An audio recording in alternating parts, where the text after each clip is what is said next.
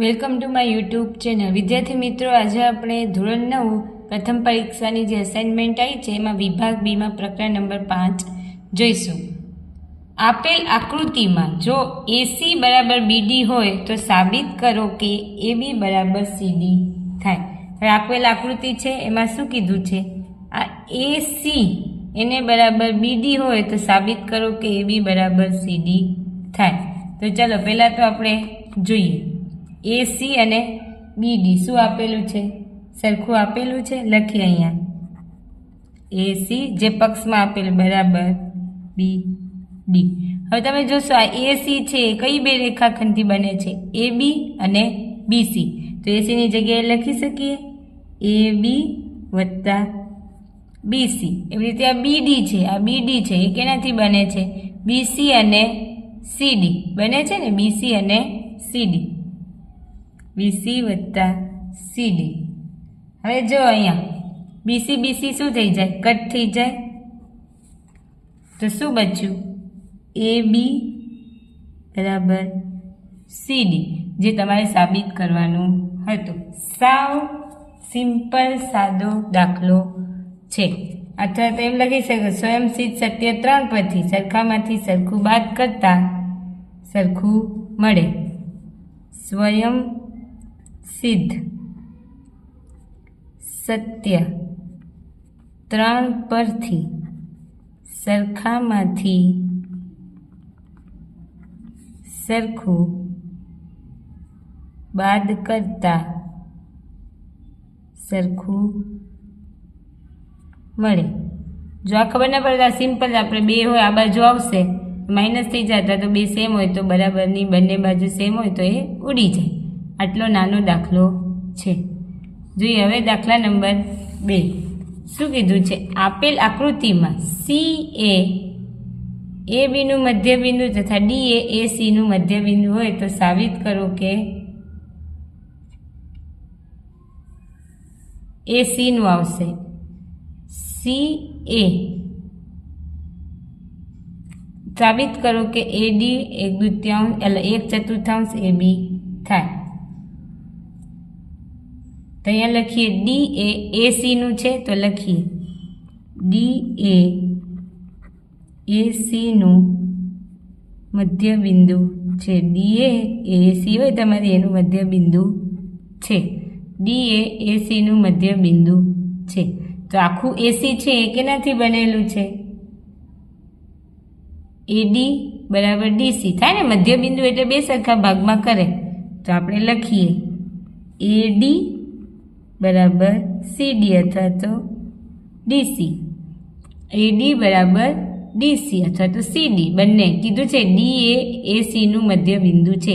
AC હોય એનું મધ્યબિંદુ શું કીધું છે? D કીધું છે હાલ પૂરતું. હવે જોવાનું અહીંયા આપણે AD જોઈએ છે તો અહીંયા આપણે બંને બાજુ AD ઉમેરતા. ચલો ઉમેરીએ. આ AD વત્તા AD બરાબર CD વત્તા AD. આ AD કેટલા થશે? 2 AD થશે, 2 પગની AD. ચલો પછી જોઈએ CD. આ CD અને AD તો આખું શું બની જશે? શું બની જશે? AC બની જશે ને. CD અને AD તો આખું શું બની જશે? AC. AC બની ગયું. જો આવું સિમ્પલ સાદું છે AC બનાવવું.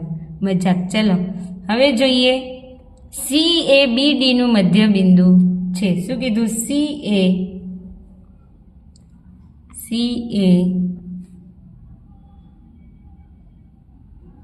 એ AB નું મધ્યબિંદુ છે. આપેલું જ છે C એ AB નું મધ્યબિંદુ છે. તો આપણે AC બરાબર CB થાય. લખીએ AC બરાબર CB, કે મધ્યબિંદુ છે એટલે. હવે બંને બાજુ શું કરીશું? AC ઉમેરતા. AC બહુ ગરમી થાય છે ને એટલે બંને બાજુ AC ઉમેરી દઈએ. AC ઉમેરતા. ચલો AC વત્તા AC 2 AC થઈ ગયા. CB વત્તા AC એસી વત્તા એસી, 2 એસી થઈ ગયા. ચલો, અને સીબી, આ સીબી કીધું અને બીજું એસી, તો આખું શું થઈ જાય? એ બી થઈ જાય ને. આ સી બી અને એ સી, તો આખું થઈ ગયું એ બી. સમીકરણ નંબર 2. હવે જો એસીની કિંમત ક્યાંય મળે છે? હા, અહીંયા મળી. જો એસીની કિંમત કેટલી છે? 2AD છે. આપણે લેવા જઈએ તો મોંઘી પડે, પણ અહીંયા એસીની કિંમત કેટલી કીધી છે? 2AD કીધી છે. ચલો, તો એસીની કિંમત મૂકતા સમીકરણ સમી 1 પરથી, ચલો 1 પરથી એસીની કિંમત, એસી અહીંયા 2 છે એટલે 2 આગળ એમના એમ, એસીની કિંમત કેટલા છે? 2AD છે, બરાબર. અહીંયા શું આવશે? એ બી આવશે ને, એ બી અહીંયા. ચલો, 2 દુ 4AD, 4AD થઈ ગયા અને એ બી. હવે આપણે સાબિત શું કરવાનું છે? એડી બરાબર 1/4 એ બી સાબિત કરવાનું છે. તો એડી એમને મૂકીએ, આ 4 ગુણાકારમાં, આ બાજુ હશે તો ભાગાકારમાં. એ જ સાબિત કરવાનું હતું ને. એડી બરાબર 1/4 એ બી જે સાબિત થાય છે.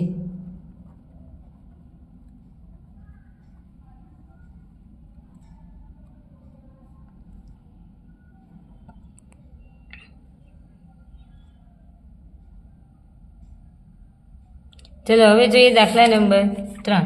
શું કીધું છે? વ્યાખ્યા આપવાની કીધી છે. નીચે આપેલી પદોની વ્યાખ્યા આપો. પેલું તો કીધું છે સમાંતર રેખાઓ.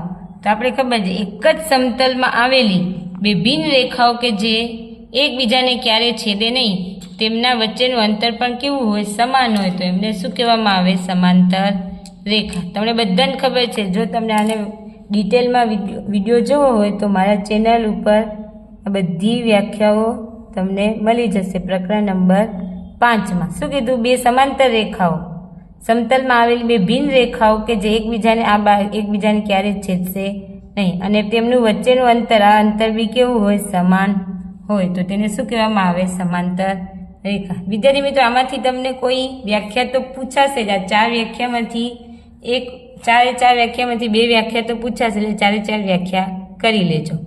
જે ચતુષ્કોણ ચારે બાજુ 4 ખૂણા સમાન હોય તેમને, જેવા ચતુષ્કોણને આપણે ખબર છે આને શું કહીએ છીએ? ચોરસ. આપણે ખબર ચોરસના બધા ખૂણા કેવા હોય છે? સમાન હોય છે. ચલો, હવે દાખલા નંબર 5 જોઈએ. 4 પછી જોઈશું અને પછી વ્યાખ્યા છે એટલે જોડે જોડે જોઈ દઈએ. લંબ રેખાઓ. બે રેખાઓ એકબીજાને જો કાટખૂણે છેદે તો તે રેખાઓને શું કહેવામાં આવે? લંબ રેખા. આ શું થઈ? લંબ રેખા. પછી છે વર્તુળની ત્રિજ્યા, અને આ ખૂણો જે હોય કેટલાનો હોય? 90 અંશનો હોય. વર્તુળની ત્રિજ્યા, તો વર્તુળના કેન્દ્રથી વર્તુળના પરિઘ પર રહેલા કોઈ બિંદુ વચ્ચેના અંતરને વર્તુળની ત્રિજ્યા કહે છે. હવે એક વર્તુળ દોરીએ નાનું એવું.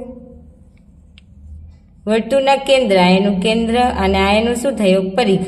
તો વર્તુળના કેન્દ્રથી વર્તુળના પરિઘ પર રહેલા આ કોઈ પણ બિંદુ, આ બિંદુ, આ બિંદુ, આ બિંદુ, આ બિંદુ વચ્ચેના અંતરને, એટલે આ એની શું થાય? અહીંથી આ અંતર, અહીંથી આ અંતર, એ શું થાય? વર્તુળની ત્રિજ્યા કહે છે.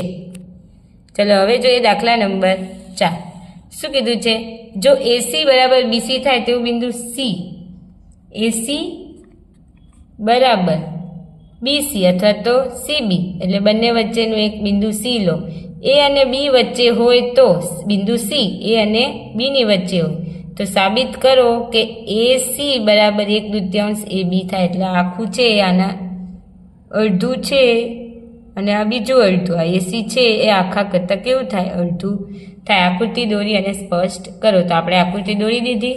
ચલો, હવે જે આપેલું છે શું કીધું છે? એસી બરાબર બીસી. શું આપેલું છે? એસી બરાબર બીસી આપેલું છે. સમીકરણ નંબર 1.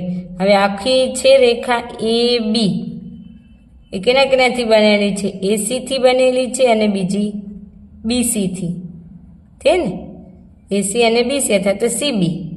હવે જો એસી તમારે અહીંયા એસી અને એ બી છે, તો એસી એમને એમ, બીસીની જગ્યાએ હું એસી લખી શકું. કેમ? એ બંને સમાન છે તેથી. એટલે સમી 1 પરથી તો AB. હવે AC વત્તા AC કેટલી થઈ ગઈ? 2AC થઈ ગઈ ને 2AC. હવે તમારે સાબિત કરવાનું છે AC કેટલું છે? AC બરાબર આ AC છે બરાબર આ બે આ બાજુ આવશે એટલે ભાગાકારમાં 1/2 AB જે સાબિત થાય છે.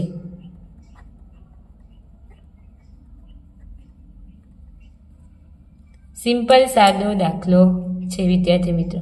જો હજી સુધી તમે આ ચેનલને લાઈક અને સબસ્ક્રાઈબ ના કર્યું હોય તો કરી દેજો.